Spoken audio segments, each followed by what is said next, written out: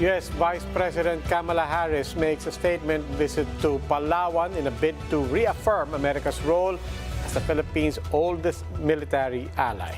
Geopolitical observers say that VP Harris' visit is more of a message to China as regional tensions over the disputed South China Sea continue. We have with us Brian Castillo reporting on the line from Puerto Princesa. Brian, how is the visit of VP Kamala Harris there in Palawan? Robbie, Masaya, we just witnessed a historic event with VP Harris being the highest U.S. official so far to visit the island nearest to the disputed South China Sea. Recall that before her visit, the U.S. has said that pushing for freedom of navigation and overflight in the South China Sea is part of their national interest. U.S. Vice President Kamala Harris arrived in Palawan on Tuesday afternoon. After receiving arrival honors, she met with residents of the fishing village of Tagburos. Harris then climbed aboard BRP Teresa Magbanwa, the Philippine Coast Guard's biggest vessel. She was taken on a tour inside the ship to witness the PCG's sea monitoring system. In her speech, Harris said the U.S. will defend the Philippines against attacks in the South China Sea. We must stand up for principles such as respect for sovereignty and territorial integrity, unimpeded lawful commerce, the peaceful resolution of disputes, and the freedom of navigation and overflight in the South China Sea and throughout the Indo-Pacific. The U.S. Vice President also called on China and other nations to respect the 2016 arbitral ruling.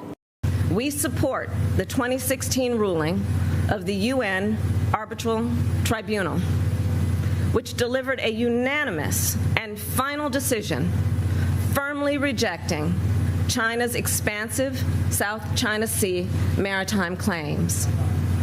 The tribunal's decision is legally binding and must be respected. She also raised concerns on illegal fishing in the area, which affects the livelihood of Filipino residents there. So this is how I see it. To protect the economic vitality of these communities, to protect the ecosystems they rely on, and to protect lives and livelihoods, we must uphold international rules and norms. Meanwhile, Harris announced $7.5 million in donation to the Philippines. The aid will be given to maritime law enforcement agencies for improved services. Harris is so far the highest U.S. official to step foot in Palawan, the island nearest to the disputed South China Sea. Committed to your success. Robbie, Masaya, VP Harris stayed at the BRP Teresa Magbanwa for around an hour. But according to the Philippine Coast Guard, the visit in itself serves as a morale boost for them as they continue to patrol and protect Philippine waters. Robbie, Masaya. All right. Thank you for those updates. That was Brian Castillo reporting live from Puerto Princesa in Palawan. And to talk to us about what that visit means on the community and rural levels, we have over Zoom Mr. Edicio. He is the president of the Philippine Rural Reconstruction Movement. Good evening, sir. Welcome to The Big Story. Good evening. Thanks for having me on The Big Story. And of course, every time we talk about Palawan, every time we talk about the situation in the South China Sea, we look at it usually from the lens of Beijing and Manila. But we can't forget that, of course, fishing communities, not just in Palawan, but in our coastal areas, are really at the front lines of this whole thing. On the one hand, this is supposed to protect their rights. On the other hand, the communities surely must feel being in the middle of two giants and two powers. How are these developments, do you think, being appreciated at the level of our communities? Well, depending on the areas, obviously, for example, in Batangas, they have no problem from Chinese ships and from the West Philippine Sea, South China Sea dispute. But yes, in Zambales, towards Palawan and all that, a lot of fisherfolk, they call them municipal fishers, small fishers, or artisanal fishers, they do not immediately think the big geopolitical issues. They talk simply of access to peacefully to legitimate fishing grounds, especially within the 15-kilometer municipal waters, which belongs to them, and into an incursion, even by Philippine commercial vessels into that is already a problem. But the issue of Chinese fishing boats or other nationality fishing boats is it belongs to another level because they have bigger ships, bigger nets, technology that can really harvest a much greater amount of fish. And, fish do not respect boundaries. So you catch them from somewhere that will deprive us of fish that's closer to our coast, which is where most small fisherfolk fish. They're not sailing out into the blue ocean beyond. No? So right now, we are in a situation, especially because of media, because of communications, where global, regional, big issues impact not just the life, but the consciousness of small fisherfolk. So I was surprised personally visiting them that it is an issue for them. And they asked, paano ba tayo? I mean, especially their concern, since their experience is Chinese fishing vessels are accompanied and protected by the Chinese Coast Guard. So they say, can't we have something similar on the side of the Philippines? Simple lang naman. They protect theirs, so we should protect ours. And as people tell me, I'm not really an expert on maritime security. Yes, they say, Ed, white ships pa lang yan, gray. So, hindi pa gyera yan, no? Civilian, no? So, yeah, it's a concern.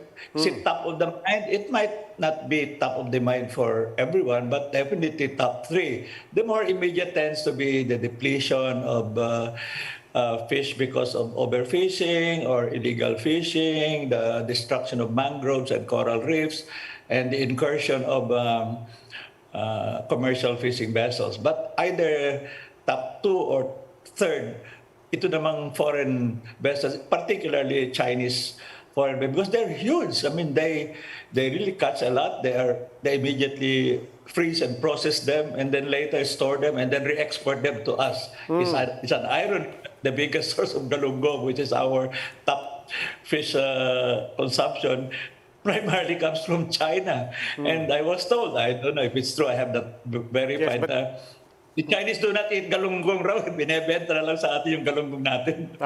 But Mr. De La Torre, on the one hand, sabi nyo nga po, I mean, pwede bang sa panig din natin, meron ding Ramirez back.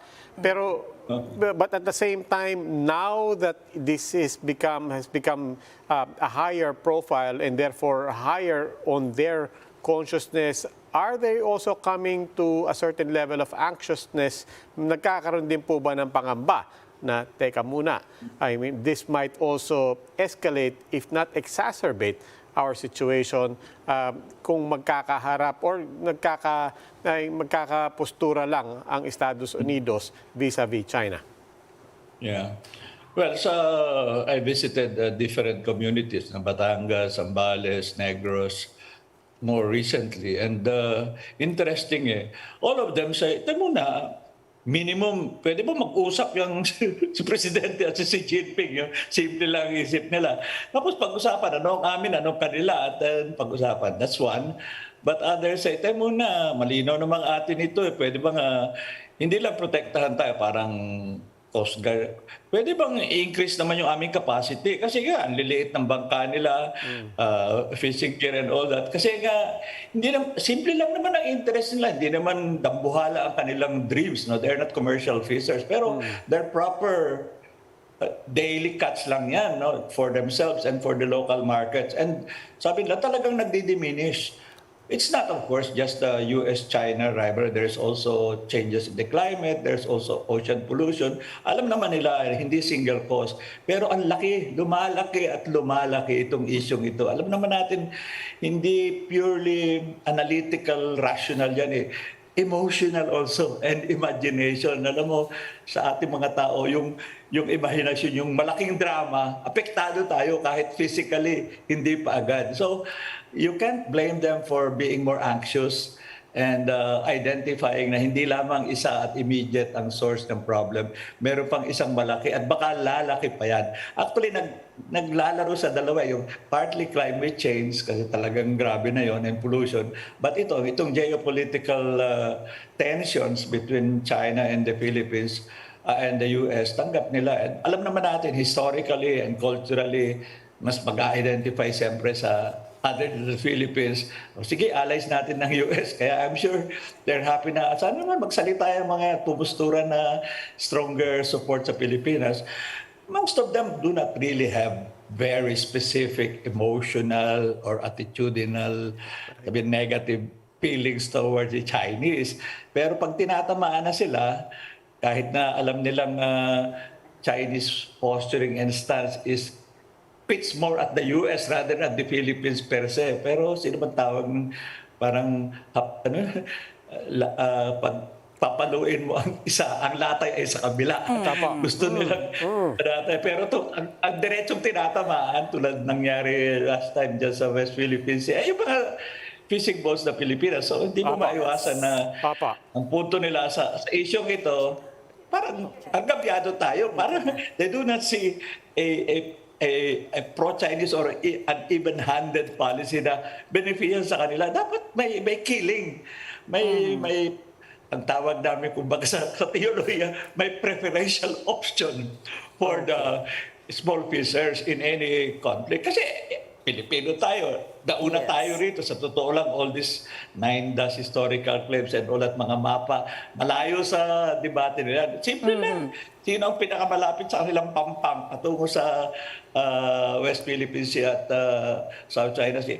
Karamihan yan talaga, Philippine territory, exclusive economic zone natin. Siguro naman, simple lang na they should be the first one to have parang a go at harvesting the riches na binigay naman sa atin ng nature, no? Okay. So yes, may anxiety talaga at saka may killing emotionally sa US is lalo na kung sa tingin nila susuportahan ang Philippine government. Pero ang unang singil nila, Philippine government, you take a stand. Kaya nga, ang interesting sa Korea, gusto nilang may sariling department sana ng fisheries para tutukan sila. We got that, sir. Thank you for your time and insights. Mr. Edicio de la Torre, President of the Philippine Rural Reconstruction Movement.